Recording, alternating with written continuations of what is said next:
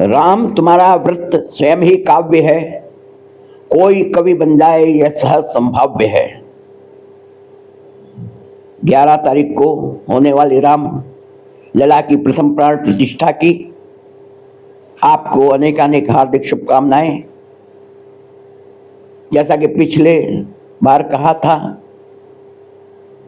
कि राम के साथ साथ राम के गुणों को अपने जीवन में अपनाना, रामत्व की अवधारणा को अपने हृदय में धारण करना, राम का सोच, राम का चिंतन, राम के जीवन मूल्य क्या हमारे जीवन में आ रहे हैं कि नहीं आ रहे हैं। आज उसी विषय को आगे बढ़ाते हुए राम के नेतृत्व क्यों सहज रूप से जन जन को स्वीकार्य है, राम के वे कौन कौन से गुण हैं जो हमारे हृदयों को स्पंदित करते हैं और आज 13.5 लाख वर्ष के बाद भी जिनका प्रभाव सारे जनमानस पर है। हम बचपन से देखते हैं जब राम जनकपुरी आते हैं, वहां के एक वीआईपी स्टेटस है उनको।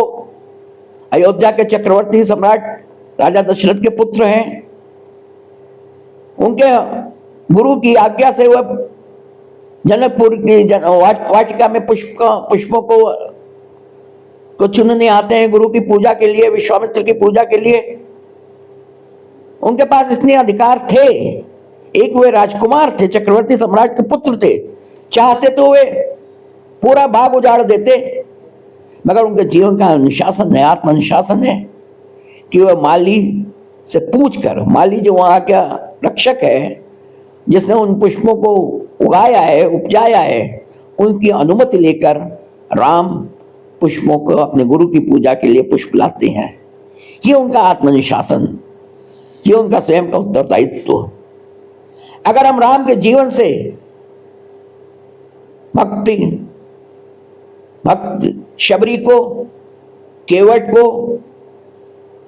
और निषाद राजगुह को निकाल दें तो शायद राम का जीवन भी एक सामान्य राजकुमारों जैसा ही रह जाता है। सामान्य राजकुमार, राम के कोई विशेषताएं समाप्त हो जाती हैं।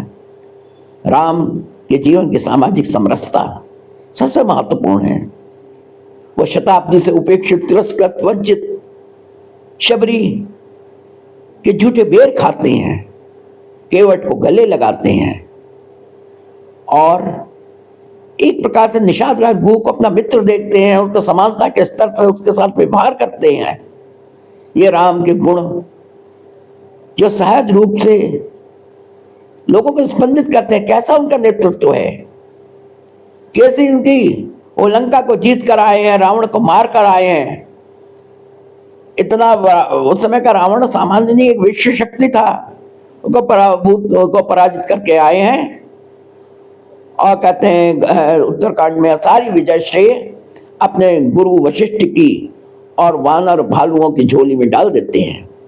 कहीं भी कोई विषय, कोई कृतज्ञ, कोई अपना श्रेय लेने की कोई होड़ नहीं है।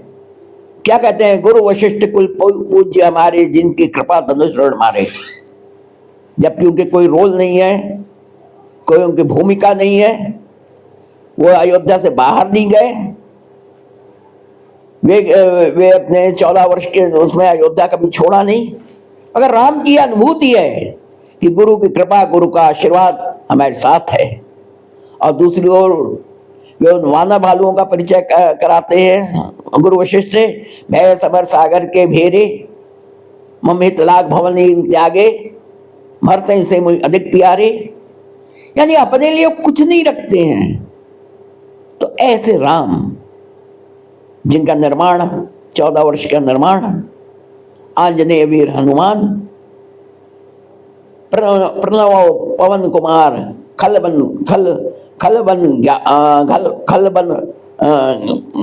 गावत ज्ञान घन जासुर आगार, बसई राम सब चाप थर।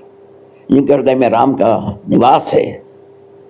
आप सोचिए हनुमान जी के गुण, जो मनोजवम मारुत तुल्य वेगम जितेन्द्रियम बुद्धिमताम वरिष्ठम वातात्मजम वानर यूथ मुख्यम श्री राम दूतम शरणम प्रपद्ये। हमारे युवाओं के लिए सबसे बड़ा आइकॉन, प्रेरणा का स्रोत आंजनेय हनुमान जी, जिन्होंने जो मनोज एवं अपने मन पर को जीतने वाले हैं, जितेंद्रिय हैं, जिन्होंने अपनी इंद्रियों को जीत लिया है। मारुत तुल्य वेगम जितेंद्रियम बुद्धिमता वरिष्ठम, बुद्धिमानों में वरिष्ठ हैं, ज्ञानियों में के नाम में अग्रगण्य हैं। एक और शारीरिक रूप से अतुलित बल धाम है, अतुलित बल से युक्त हैं, दूसरे ज्ञानियों में अग्रगण्य हैं। सकल गुण निधानम, जो समस्त गुणों को धारण अपने आप में किए हुए हैं, मगर फिर भी उन्हें अपना जीवन व्यर्थ लग रहा है। क्यों? रघुपति प्रिय भक्तम, रघुवर की कृपा के बगैर उनका जीवन व्यर्थ है, सारे गुण व्यर्थ हैं। और वे उन रघुवर के प्रिय भक्तम हैं। जब लंका को जीत कर आए, रावण कुमार का आए, सारे पद बांटे जाने लगे, तुम भी ले लो, और सारी सीता मैया देने लगे अपने मणियों से युक्त माला। तो मणियों में, ऐश्वर्य में, जीवन के भोगों में वे रामत्व को ढूंढ रहे हैं। उनका अगर राम नहीं मिल रहा है तो उनके लिए मणियों की माला व्यर्थ है। वो अमूल्य माला तोड़ तोड़ कर फेंक देते हैं, क्योंकि भौतिक संसाधनों से जीवन नहीं चलता, भौतिक संसाधनों से जीवन का चरित्र नहीं बनता। अगर वो मणियों की माला में राम नहीं है, रामत्व नहीं है, राम के गुण नहीं, राम की सोच नहीं है, तो हनुमान जी के लिए व्यर्थ है। वो सारी माला फेंक देते हैं तोड़कर। तब उनको एक चुनौती मिलती है, अगर तुम्हारे हृदय में राम है तो अपना हृदय को दिखाओ। अयोध्या के राज दरबार में, भरे राज दरबार में हनुमान जी अपना हृदय चीर कर दिखा देते हैं। हनुमान जी राम की सेना के एक पदाति सैनिक थे, उनके पास कोई बड़ा पद नहीं था। अगर राम की सेना के बड़े बड़े पदाधिकारियों की बात करें, रैंक होल्डर्स की बात करें, तो रावण की मृत्यु से पहले जो लंका का घोषित राजा डिक्लेयर कर दिया गया हो, जिसको लंकेश, श्री राम का प्रथम संबोधन मिला हो, लंकेश, वो विभीषण, वानरों का राजा सुग्रीव, युवराज अंगद, राम की सेना के चीफ इंजीनियर नल और नील, राम का प्रमुख सलाहकार वृद्ध जामवंत, उस तुलना में हनुमान जी के पास कोई पद नहीं है। मगर हम देखते हैं सुग्रीव ने राम से संधि किया, मगर हनुमान जी ने विशुद्ध समर्पण किया। विभीषण शरणागत हुए और हनुमान जी ने विशुद्ध समर्पण किया। तो संधि क्या है? कॉन्ट्रैक्ट जैसा है। कॉन्ट्रैक्ट जैसे हम आते हैं, हमको आना हुआ, कोई ऑटो वाला मिला और हमें गंतव्य तक पहुंच गया और हमने उसको उसका शुल्क दे दिया, उसका चार्ज दे दिया, हमारा रिश्ता खत्म। ना उससे पहले उसको जानने की जरूरत, ना उसके बाद में जानने की जरूरत।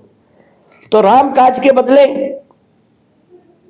सुग्रीव को किष्किंधा का राज्य मिल गया, अंगद को युवराज का पद मिला, विभीषण को लंका का राज्य मिल गया, मगर राम के चरणों में स्थान नहीं मिला। राम के चरणों के, राम के दोनों पद केवल हनुमान जी के लिए सुरक्षित रहे और राम और हनुमान एक दूसरे के पूरक हो गए, अभिन्न और अविभाज्य रूप से संबंधित हो गए। हनुमान जी की क्या विशेषता है? उनके हृदय, उनका हृदय राम का धाम है, उनका हृदय राम का धाम है। जिह्वा पर भगवान राम का पावन नाम है। न वो रुकते हैं, न थकते हैं, अनवरत रूप से राम राम राम राम का वो पुण्य स्मरण करते रहते हैं और उनके मस्तिष्क में राम का निरंतर काम है। वह राम काज करिबे को आतुर उनके जीवन का मंत्र है। राम काज की ने बिना मोहि कहां विश्राम, उनके जीवन का अमोघ पावन संकल्प है। राम काज करिबे को आतुर उनके जीवन का रहस्य है। राम का काज यानी सीधा सीधा राष्ट्र का काम, समाज का काम, सेवा का काम, समरसता का काम, लोक शक्ति के जागरण का काम, लोक चेतना के निर्माण का काम, लोक संस्कारों की रक्षा का काम। इस राम के कार्य के लिए उन्होंने अपने को प्रतिबद्ध किया, समर्पित किया, संकल्पित किया। उनके लिए राम का काज कोई ऐसा नहीं था किसी व्यक्ति के किसी की पत्नी खो गई, बस उसको ढूंढ कर पता चला लंका चले गए, अशोक वाटिका जला दिया, सारे वानरों को मार दिया। और कितना बुद्धि चातुर्य है कि रावण, जैसे एक राजेंद्र यादव जी थे हंस पत्रिका के संपादक, वे हनुमान जी को प्रथम आतंकवादी कहते थे कि प्रथम आतंकवादी हनुमान जो लंका में घुसे थे। वैसे ही रावण भी बड़ी सभा में हनुमान जी को प्रथम आतंकवादी कहता है, प्रथम घुसपैठिया कहता है। मगर इतना बुद्धि चातुर्य, हरी सभा में, रावण की सभा में वे लंका का सबसे बड़ा शत्रु स्वयं रावण को घोषित करते हैं, उसको सिद्ध करते हैं, क्योंकि राम किसी मंदोदरी के लिए लंका पे आक्रमण नहीं करने जा रहे हैं। राम किसी उसके लिए नहीं, रावण ने उनकी पत्नी का अपहरण किया, पत्नी का अपहरणता केवल अपनी वासनाओं में ग्रसित होकर रावण राम से शत्रुता कर रहा है। राम का उससे शत्रुता का कोई कारण नहीं है। एक प्रकार से बड़ी सभा में यही कारण है, जब लंका जल रही है, लोग वो कर रहे हैं, तो रावण को लोग, सारे दैत्य, सारे असुर रावण को गाली दे रहे हैं, हनुमान जी को नहीं, राम को नहीं। तो ये उनकी बुद्धि चातुर्य था एक प्रकार के हनुमान जी का। तो ये राम का निर्माण था, ये राम की सेवा का परिणाम था। राम काज कीन्हे बिना मोहि कहा विश्राम। जब सीता जी कहती है अजर अमर गुण निंदित सुत हो, मगर हनुमान जी को कोई प्रतिक्रिया नहीं होती। उनको अजरता से भी कोई मतलब नहीं है, अमरता से भी मतलब नहीं है, गुणों से भी कोई मतलब नहीं, गुण निधि हो जाओ उससे भी कोई मतलब नहीं है। जब करे बहुत रघुनायक छोहू, जब भगवान की कृपा होगी, भगवान का हमको आशीर्वाद मिलेगा, तब हनुमान जी का मन प्रमुदित और प्रफुल्लित होता है। और रावण एक प्रकार से पूंछ जला देना चाहता था। तो पूंछ का मतलब केवल पूंछ नहीं, टेल नहीं, पूंछ का मतलब उनकी प्रतिष्ठा। पूंछ कहते हैं उनकी बहुत पूंछ है, उनकी प्रतिष्ठा को आहत कर देना चाहता था। मगर राम आज उनकी निस्वार्थता की वजह से, निरहंकारिता की वजह से उनको काल जयी अक्षय कीर्ति कौमुदी प्राप्त हुई। और आज शायद कोई मोहल्ला नहीं है, कोई गली नहीं है, कोई शहर नहीं है, कोई देश नहीं है जहां हनुमान जी का कोई छोटा मोटा मंदिर ना हो। आज केवल भारत ही नहीं, केवल भारत मात्र ही नहीं, चाहे आप जर्मनी हो, चाहे आपका वियतनाम हो, चाहे सियाम हो, चाहे आपका इंडोनेशिया हो, चाहे आपका अमेरिका हो, ऐसे दूर दूर तक उनकी पूंछ उनकी फैल गई, उनकी प्रतिष्ठा उनकी हो गई। और हर आज मंगलवार को हनुमान जी के नाम पर व्रत रखने वाले, राम से भी अधिक मंदिर हनुमान जी के हैं। राम से अधिक व्रत रखने वाला अगर कोई Ganesh book of world record बनाया जाए तो शायद सबसे ज्यादा करोड़ों लोग हनुमान जी के नाम पर व्रत रख रहे हैं। मंगलवार को लड्डू चढ़ने वाले लड्डुओं का वजन केवल किलो में नहीं, क्विंटलों में नहीं, टनों में होगा। कितना टनों लड्डू उन पर चढ़ते हैं और उनके नाम से लोग व्रत रख रहे हैं, उपवास रख रहे हैं। और याद रखिए, केवल दुनिया में हनुमान चालीसा ही बनी, कोई अंगद चालीसा, सुग्रीव चालीसा, विभीषण चालीसा नहीं बनी। तो ये एक विशुद्ध समर्पण का परिणाम है।